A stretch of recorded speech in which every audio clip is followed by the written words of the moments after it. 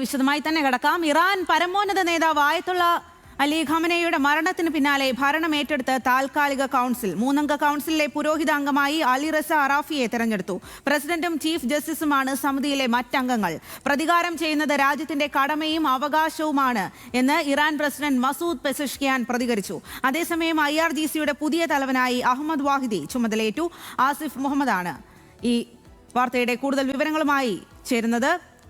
ആസിഫിലേക്കാണ്. ആസിഫ്, എന്തായാലും ഖമനയുടെ മരണത്തിന് പിന്നാലെ പുതിയ തീരുമാനങ്ങളിലേക്കൊക്കെ കടക്കുകയാണ് ഇറാൻ ഭരണകൂടം എന്നുള്ളതാണ്. ആരാകണം ഇനി ഇറാൻ ഭരിക്കുക എന്നതടക്കമുള്ള കാര്യങ്ങളിൽ പെട്ടെന്ന് തന്നെ തീരുമാനമുണ്ടാകുന്നു. ആ തീരുമാനത്തിന് പിന്നാലെ ഇനി എങ്ങനെയാണ് തുടർ ആക്രമണങ്ങൾ, പ്രത്യാക്രമണങ്ങൾ എന്നുള്ള കാര്യങ്ങളിൽ കൂടി അവർ തീരുമാനമെടുക്കുന്നു എന്നുള്ളതാണ്. ഇത് വലിയ ആശങ്കയ്ക്ക് വഴിയൊരുക്കുന്നതാണോ? എന്താണ് നിലവിലെ അവിടുത്തെ തീരുമാനങ്ങൾ?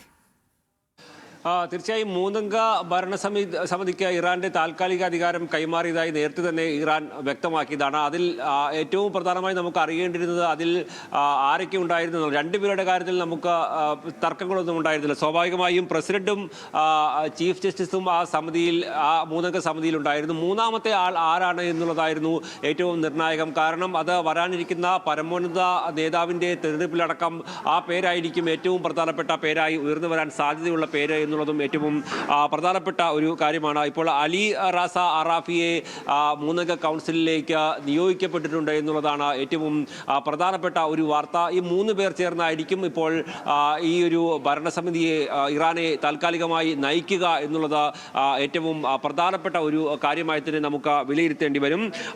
പ്രസിഡന്റും ജുഡീഷ്യറി മേധാവിയും അംഗമായതിനു പുറമെ ഗാർഡിയൻ കൗൺസിലിലെ ഒരാൾ അംഗമായി വരണമെന്നുള്ളതാണ് ഇതിൽ ഏറ്റവും പ്രധാനപ്പെട്ടത്. ഗാർഡിയൻ കൗൺസിലിൽ നിന്ന് ആര് അംഗമായി വരും എന്നുള്ള ചോദ്യം അന്താരാഷ്ട്ര മാധ്യമങ്ങളൊക്കെ കഴിഞ്ഞ മണിക്കൂറുകളിൽ ചർച്ച ചെയ്തുകൊണ്ടേ ഇരുന്നിരുന്നു. പക്ഷേ അതിലിപ്പോൾ ഒരു ഉത്തരമായിരിക്കുന്നു.